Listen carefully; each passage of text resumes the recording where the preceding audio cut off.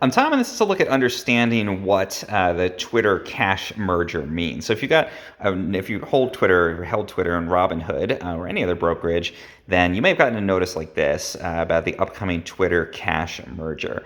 So it says on October 31st, Twitter will perform a cash merger at 54.20 per share, and there's some more information. So what does this mean, and why is it happening? Unless you've been living under an investing rock, you probably know that Elon Musk bought Twitter, and by purchasing it outright, he's taking it private. So it's no longer going to be listed, which means you won't be able to invest in it. And if you hold shares in Twitter, then basically Elon and his funders are giving you $54.20 per share. I'm assuming the 420 there is a good example of Elon Musk's bizarre sense of humor.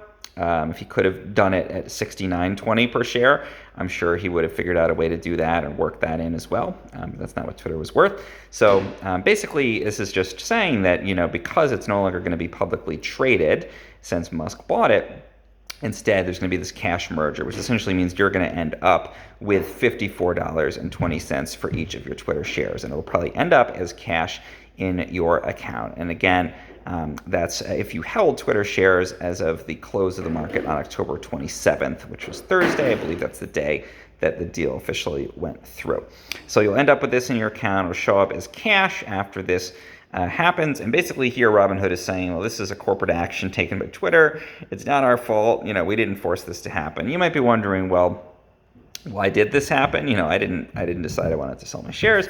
Unless you're a super large holder of Twitter stock, you probably, weren't involved in that official discussion. Something that the board would have done on behalf of the shareholders. There is my understanding, and that's something that we're all subject to if you hold Twitter stock. So the long and short of it is, because Musk bought Twitter at this particular negotiated price, if you held Twitter on the 27th, instead you're going to get cash for those shares. It's going private.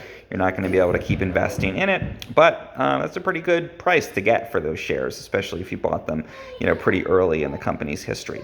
So that's what this message means. Again, it's my interpretation, and this is not investment advice or anything like that. You should always consult with your own broker to understand your own personal investment situation. Hopefully that can shine a little light on what these Twitter cash merger messages are all about.